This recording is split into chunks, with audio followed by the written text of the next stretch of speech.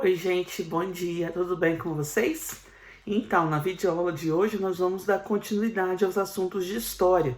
Você assistiu na última videoaula a correção de exercícios do capítulo 5 e agora nós vamos começar conteúdo do capítulo 6, que fala sobre a Macedônia. Pega seu material aí, abre sua apostila na página 16. Mas por que de Grécia nós pulamos para os macedônios? Porque a história da Grécia está bastante relacionada com a história também dos macedônios, e ao longo do capítulo vocês vão entender por quê, tá? Na verdade, o capítulo de Macedônia é um capítulo pequeno, então nós vamos começar e finalizar ele rapidamente, tá?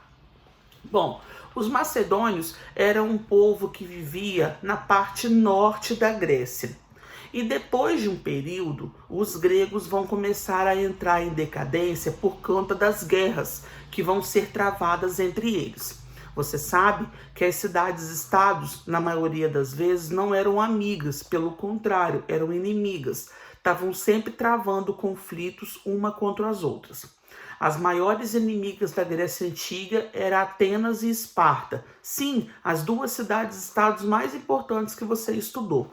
Você sabe que elas tinham ideologias e elas tinham um estilo de vida muito diferente. Atenas sempre baseada no estudo, na filosofia, na política. Esparta já era uma cidade de perfil mais guerreira. Então esse modo de vida nunca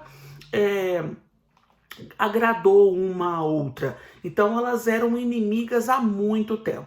Então várias guerras vão ser travadas entre essas duas cidades. Claro que elas tinham aliadas, tinha um grupo que apoiava Atenas, tinha um outro grupo de cidades que apoiava Esparta, mas por mais que um ou outro saía vencedor, eu quero que você entenda que de uma guerra ninguém sai vencedor. Todo mundo sai perdendo. Então, esses conflitos que foram acontecendo entre as cidades-estados gregas contribuiu para que elas se enfraquecessem.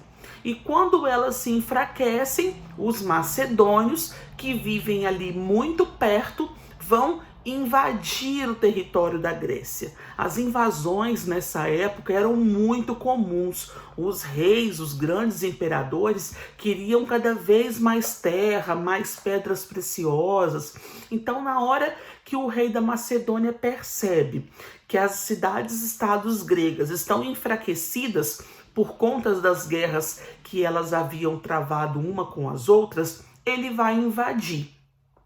E após a invasão, o que vai acontecer? Nós vamos ver agora no decorrer do capítulo.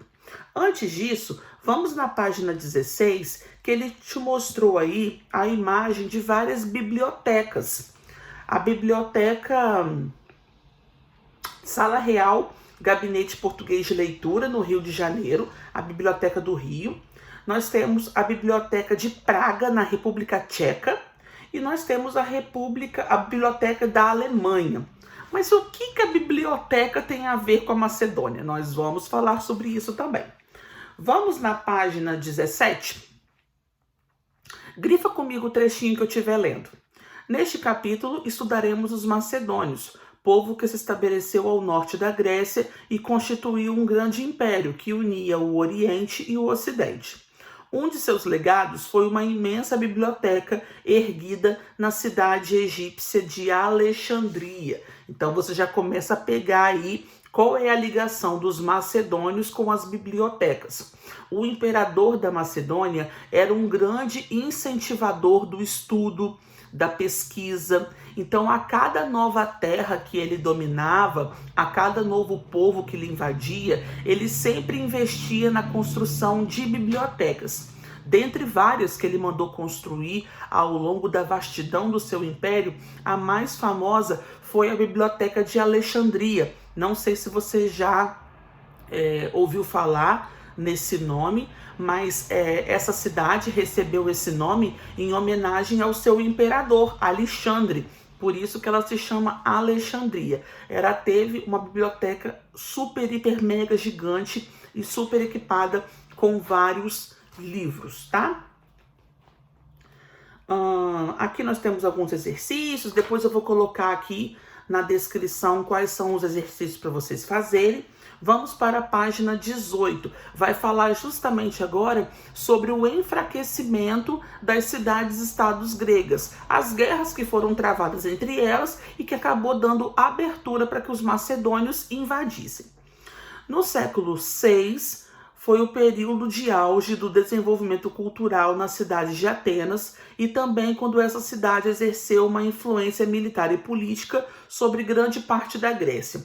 Então você vê que teve um determinado período em que Atenas cresceu e se desenvolveu muito, e isso acabou ferindo, machucando um pouco os espartanos, que estavam com uma certa inveja do desenvolvimento de Atenas. E é aí que uma disputa, uma guerra vai ser travada. Essa guerra foi chamada Guerra do Peloponeso. Então nós temos Atenas e as cidades-estados aliadas do seu lado, e nós temos Esparta com um outro grupo de cidades-estados. As outras cidades-estados gregas, descontentes com a supremacia de Atenas, formaram alianças e se envolveram em conflitos que atingiram toda a Península Balcânica, toda a Grécia, tá? O principal conflito desse período foi a Guerra do Peloponeso. Com o enfraquecimento das cidades-estados, os macedônios, que habitavam a região norte da Grécia, aproveitaram para promover sua expansão. Em 338, o rei Filipe da Macedônia conquistou algumas cidades-estados gregas. Os macedônios, apesar de serem os conquistadores, absorveram muito da cultura grega, em vez de impor a deles sobre as regiões conquistadas. Isso é um ponto muito importante. Analisa comigo. Nós falamos no capítulo passado que existem várias características da cultura grega que ainda estão presentes no nosso dia a dia. Nós falamos das Olimpíadas, nós falamos do teatro, da filosofia, da matemática, dos tipos de construções, a arquitetura, que foi algo muito característico da Grécia Antiga, mas que permanece até os dias de hoje. Mas agora, a tia Aline está trazendo para você que a Grécia foi invadida por povos inimigos, que eram os macedônios. Como que essa cultura, que fez parte da Grécia Antiga, sobreviveu há séculos e séculos e séculos, sendo que a Grécia foi dominada pelos macedônios? Quando um povo domina o outro, o que você subentende? Que toda a cultura, as tradições, o cotidiano, os costumes daquele povo vai acabar, vai desaparecer, porque o dominador vai impor um outro modelo de cultura, de estilo de vida. Mas não foi o que aconteceu. Quando os macedônios invadiram a Grécia, eles ficaram tão encantados com a cultura, com o estilo de vida, com as construções que existia lá dentro, que ao invés de acabar com aquela cultura e impor a sua, ele aprendeu com os gregos. Ele absorveu aquele tipo de cultura, aquele tipo de costume e acabou levando essa cultura que ele ficou tão encantado para todos os pontos do império. E olha como que os macedônios contribuíram para propagar a cultura grega. O Império Macedônio foi muito grande, ele acabou dominando uma vastidão de territórios, e por onde os macedônios passavam, a cada nova terra que eles conquistavam, ao invés de impor a sua própria cultura, eles divulgavam a cultura dos gregos, que eles ficaram tão encantados.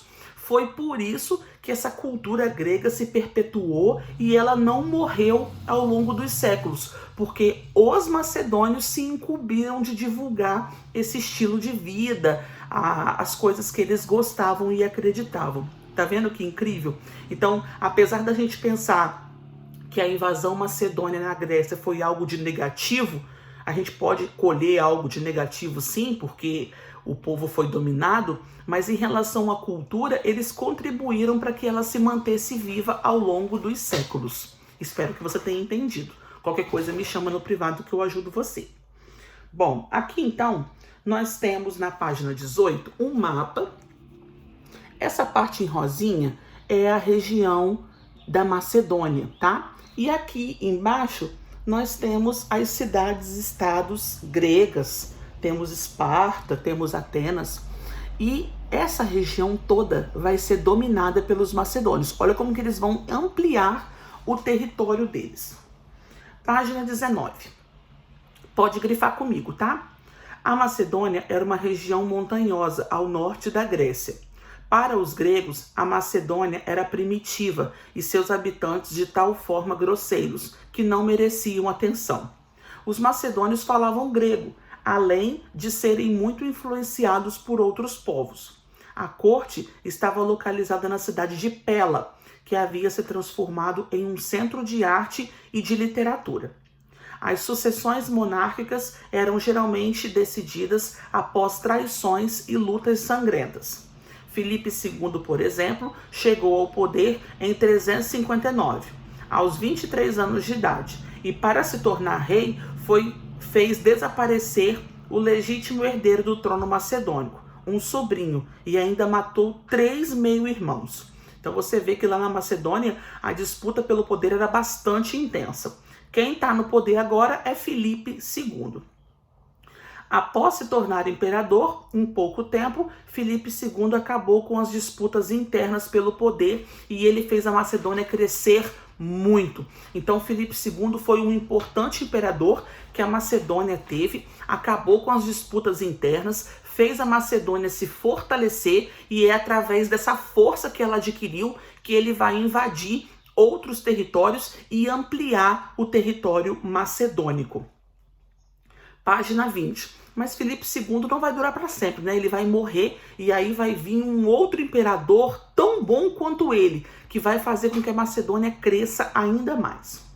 Após a morte de Filipe II, entrou em seu lugar o seu filho, Alexandre Magno. Tomou o controle dos domínios conquistados pelo seu pai e os ampliou ainda mais. Com o apoio das forças gregas, ele lutou contra os persas e os derrotou. Com essa vitória, as forças macedônicas avançaram sobre a Ásia, chegaram à Palestina e até a Síria. Em seguida, Alexandre também tomou suas tropas em direção ao Egito e conquistou a terra dos faraós. Por fim, retornou à Ásia, entrou na Mesopotâmia e invadiu a Pérsia. Ultrapassando o Irã, as forças alexandrinas chegaram aonde nenhum ocidental havia sonhado, a Índia.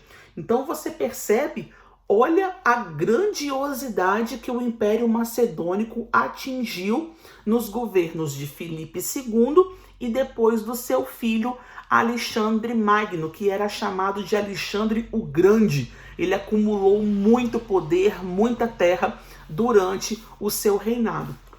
Ao longo do capítulo, ou até mesmo em alguma atividade avaliativa, eu posso te perguntar em quais locais Alexandre expandiu seu poder. São esses que eu li para você agora, tá? É importante que você grife comigo. Palestina, Assíria, Egito, Mesopotâmia, Pérsia, Irã, Índia, são todos os territórios por onde Alexandre espalhou seu poder e conquistou novas terras. Vamos ver agora como que foi o governo de Alexandre, na página 21. Alexandre desejava conter o ódio e as rebeliões dos povos conquistados. Por isso, proibiu, por exemplo, a ocorrência de saques e pilhagens pelas tropas macedônicas.